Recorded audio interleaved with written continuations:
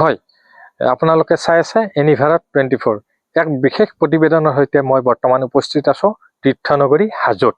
এইটো এটা পথ, এই পথটোৰ নিচেই ওচৰতে আছে নতুনকৈ নিৰ্মাণ হোৱা 4 লেনযুক্ত এটা পথ।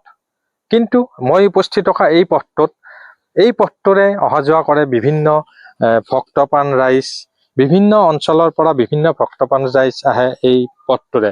কিন্তু এই পথটোৰ দুৰৱস্থা চাওক, মোৰ সতীৰ্থই সমগ্ৰ পথটোৰ পৰিৱেশবিলাক দেখুৱাই আছে। এই পথটোৰ দুৰৱস্থা চাওক, সাধাৰণ জনতা দুৰ্বিষহ যাত্ৰা কৰি অহা যোৱা কৰিব লগা হৈছে তীৰ্থনগৰী হাজোলৈ। কিন্তু এই পথটোৰ নিচেই কাষতে নতুনকৈ নিৰ্মীয়মান হৈ আছে 4 লেনযুক্ত এটি পথ। এজাক বৰষুণ আহিলে এই পথটো কিন্তু পুখুৰী সদৃশ্য হৈ পৰে। এই পথটোৰ কিছু অংশ মই মোৰ সতীৰ্থক দেখুৱাবলৈ অনুৰোধ জনাম। এই পথটোৰ দুৰৱস্থা চাওক আপোনালোকে। এই পথটো এইটো এটা পুখুৰী সদৃশ ডাঙৰ গাঁতৰ সৃষ্টি হৈছে। এই পুখুৰী সদৃশ ডাঙৰ গাঁতটোৰ সৃষ্টি হৈছে আৰু ইয়াৰ আগত আৰু এটা পুখুৰী সদৃশ ডাঙৰ গাঁতৰ সৃষ্টি হৈছে। কিন্তু অকল এই দুটাই যে গাঁতৰ সৃষ্টি হৈছে তেনেকুৱা নহয়, এই পথটোৰ বিভিন্ন ঠাইত বিভিন্ন অংশ জহি খহি যোৱা পৰিলক্ষিত হৈছে। গতিকে মই হাজো সমষ্টিৰ যিগৰাকী জনপ্ৰতিনিধি আছিলে, 2টা কাৰ্যকালত তেখেতৰ এই পথটোত এবাৰো চকু নপৰিলে নেকি? গতিকে তেওঁৰ চকু নপৰাৰ বাবে হয়তো সৰ্বসাধাৰণ ৰাইজ বিভিন্ন সমস্যাৰ সন্মুখীনত পৰিবলগীয়া হৈছে।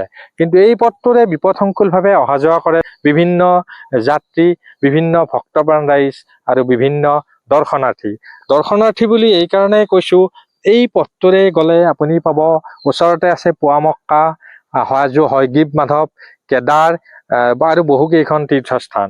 গতিকে সৰ্বসাধাৰণ ৰাইজ বিভিন্ন সমস্যাৰ পৰা আমি দেখিবলৈ পাইছো। মোৰ সতীৰ্থক মই এই পথটোৰ সমগ্ৰ পৰিৱেশটো দেখুৱাবলৈ অনুৰোধ জনাইছো। এই পথটো এইটো এটা পুখুৰী সদৃশ গাঁতৰ সৃষ্টি হৈছে। যিকোনো মুহূৰ্ততে যিকোনো সময়তে কোনো ধৰণৰ যান বাহন এইফালেৰে অহা যোৱা কৰিলে যিকোনো মুহূৰ্ততে ডাঙৰ দুৰ্ঘটনা সংঘটিত হ'ব পাৰে। চাওক, এয়া এই পথটোৰ দুৰৱস্থা চাওক। এই যিসমূহ শিল আছে, এই শিলসমূহ গোটেই আঁতৰি গৈছে, এই পিটসমূহ সম্পূৰ্ণ জহি খহি গৈছে। এইটো এটা গাঁত। মই পুনৰ মোৰ সতীৰ্থক আগলৈ আহিবলৈ অনুৰোধ জনাইছো যদি সম্ভৱ হয়। এইটো এটা গাঁতৰ সৃষ্টি হৈছে, এইটো এটা পথ। যিকোনো মুহূৰ্ততে যিকোনো যান বাহন যদি এইফালেৰে অহা যোৱা কৰে, যিকোনো সময়ত কোনো ধৰণৰ দুৰ্ঘটনা হোৱা সম্পূৰ্ণ সুযোগ আছে এই পথটোতে। গতিকে মই বিভাগীয় কৰ্তৃপক্ষকো অনুৰোধ জনাম যে এই পথটো কেতিয়া নিৰ্মাণ কৰা হ'ব বা কেতিয়া মেৰামতি কৰা হ'ব। এই পথটোৰে অহা যোৱা কৰে নিতৌ বিভিন্ন ধৰণৰ যাত্ৰী আৰু বিভিন্ন যান বাহন। এই পথটোৰে অহা যোৱা কৰা যাত্ৰী আছে। আমি তেখেতকৰ পৰা এই পথটো নিৰ্মাণ সম্পৰ্কে আমি কিছু কথা জানিবলৈ চেষ্টা কৰিম। হয়, এই পথটো জহি খহি যোৱা অৱস্থা হৈছে, কি ক'ব এই ক্ষেত্ৰত? কি ক'ম আৰু তোমালোকক, আৰু মই ৰাস্তাটো গৈয়ে আছো, বহুত গাড়ী চলাব সুবিধা প্ৰব্লেম হয়। যেতিয়া ফুল লাইনটো হৈছে আৰু ইয়াৰ ওচৰতে পুৱামক্কাও আছে আমাৰ, মানুহটো উৰুজুতো বহুত আপ ডাউন হয়। ৰাস্তাটো বহুত ভাঙা আৰু গাড়ী মটৰ চলাই বহুত বেয়া অসুবিধা হৈছে। চৰকাৰক অনুৰোধ কৰিছো আৰু ৰাস্তাটো হ'ব লাগে আৰু নিৰ্মাণ হ'ব লাগে। হয়, আমি ইয়াৰে কিছু যাত্ৰীৰ পৰা বা আমি জানিবলৈ পালো তেখেতসকলেও এই পথটো মেৰামতি হোৱাটোৱে বিচাৰি আছে।